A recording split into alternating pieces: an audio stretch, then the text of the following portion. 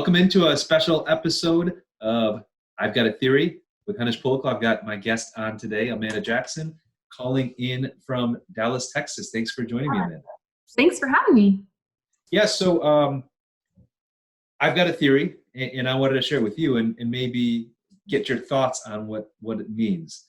So with this self-quarantine or kind of social distancing that we've got to do, it's interesting because when you walk around the neighborhoods, you still see people, right? I'm assuming you're going for walks and stuff. Like, what do you notice when you're seeing people out and about? We pretty much avoid eye contact. Go to the other side of the street. It's weird. Well, and I see groups of people, sometimes like 2, 3, 4, 6 people hanging out, and they are arm's lengths apart from each other. Like they're like in big circles. Everyone's kept space. Exactly. And I see kind of like neighbors hanging out, but like at a distance from each other outside. And you're right. I mean, I've talked to people and they're like, yeah, they're trying to avoid eye contact and saying hi, which is interesting because like, just because you have to be far away from someone doesn't mean you can't be friendly. But and that's weird. It's almost like a natural instinct. Like if I talk to them, I'm going to end up walking closer to them. So I actually switched over from walking to biking. Now I can just breeze right past and I just do a little wave and that's that. So my theory is that after the quarantine or the self-quarantine or the social distancing has been lifted, that it may change the dynamics of how people interact with each other personally, right? So if you think about, so culturally, like you don't see people shaking hands. They're not high-fiving. There's no hugs. There's no kisses. There's no nothing, So like, I feel bad for the people that don't have quarantine buddies because they're not getting any physical touch, which, as we know, like helps your mood and in balance in life. Sure.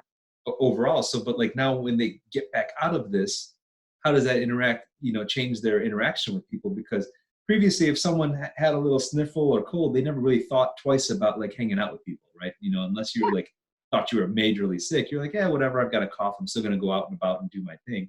Now, if you're at the grocery store, because no grocery stores are delivering, and you hear someone cough, you're like, I got to clear out. I don't know what they coughed on. It's a whole other aisle. Yeah, but I mean, so my concern and my theory is that this could have long-lasting impact for us, especially in countries where there is a lot of kissing. And that happens here a little bit, but especially in Europe or South America, where people are really close in your face and on your face and passing stuff back and forth. That might have to change, going in the future, because now everyone's going to have kind of like a pandemic concern that anything could happen again, right? This is the first major issue that we're seeing in our lifetime, but it's not unknown to have this kind of thing happen, every year, 10 years, 20 years, whatever it is, and who knows with what frequency. For sure. No, I completely agree with you.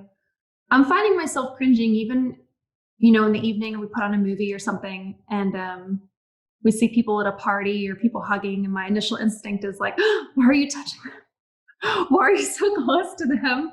It's already like ingrained in my brain, even though it's just a movie. So I think you've already been trained. You've already been trained to think that everyone should keep some space and some social distancing. And so well before this, not that I never ever minded shaking hands or hugging people or whatever, but I really appreciated like the Japanese bow, like just keep some distance, bow, showing some respect, greeting you, whatever it is, and we're getting it done without having to, who knows what, I don't know what you've been grabbing and things like that. So this might be a long-lasting impact, and maybe for the better. Maybe everyone's a little bit more cautious and clean and washing their hands and covering their mouth with their elbows so they don't cough onto their hand and then spread the germs onto everything they're touching.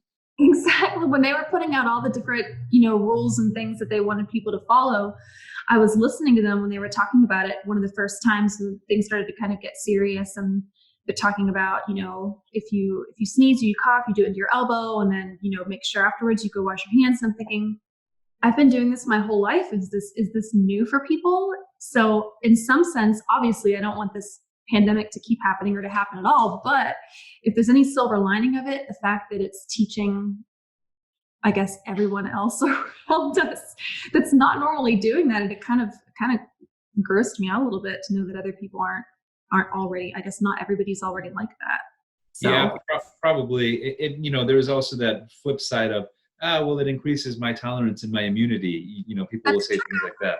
Right. So there's a balance between that because, that antibacterial soap is not necessarily great because the bacteria just get stronger, right? And more exactly. antibacterial resistant. So there is that immunity aspect of it. But at the same point, now we're trying to flatten the curve. But in general, if we could slow down the spread of any disease, whether it's a cold or a flu or whatever other contagious things that we have just are always cycling through, coronavirus notwithstanding, this could lead to an era of lower disease transmission, right? Especially because I got little kids. For the most part, they're always sniffling because they're out with other kids at preschool, on the playgrounds, touching nasty stuff. But for the last week or so, none of my kids have a runny nose. They all like 100% healthy, and I'm like, oh, this is what it's like when we're not around others. Homeschooling.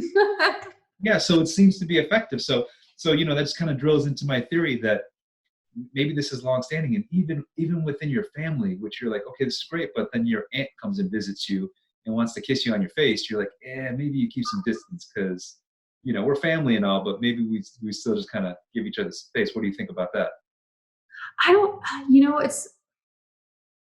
I don't know. I mean, I think you're right. I'd like to think that I would still be the same way with my family as I've always been. But even though we moved my mother in and we both, all of us, my husband, myself, her, the dogs, we've all passed that 14, 15-day period of being quarantined together.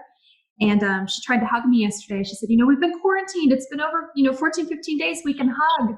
And I'm like, nope, I'm still not feeling comfortable. And she went to like rub my elbow. So it's just still you might be right. It's still in the back of my mind. You're a little shell shocked by this. So what about like just interpersonal or business relationships where people do shake hands or hug often, right? I mean, how does that change going forward, do you think? I probably will always shake hands with somebody in business. I think it's a sign of respect. It's just the way I was raised, not to say anything about people that won't do that.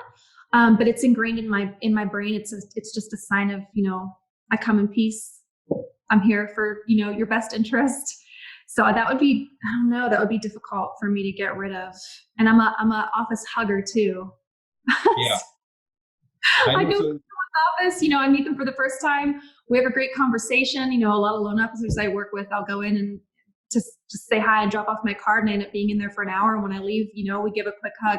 I don't want to shut that side of myself off, but, I think I'll probably just follow the lead of the other person. yeah, it's tough to do, but we'll see how it pans out. And maybe it goes right back to normal. I'm not sure. This is just a theory that we'll have to I test think out. you're right. I don't think it's going to go right back to normal. I think there's going to be a lot of social changes, not just with social distancing. I think there's going to be a lot of changes, family dynamic, office dynamics. Now that people know how easy it is to work remotely, maybe how much money companies are saving by not having, a huge office full of in-house staff. I think we're going to see a lot of things change. Yeah, interesting. Well, awesome. Amanda, appreciate your time and joining me on the show. And I've got a theory. And please like, comment, subscribe. I'd love to hear what other people have to think about this topic. Thanks for joining us. Thanks, Henish. It was nice to see you.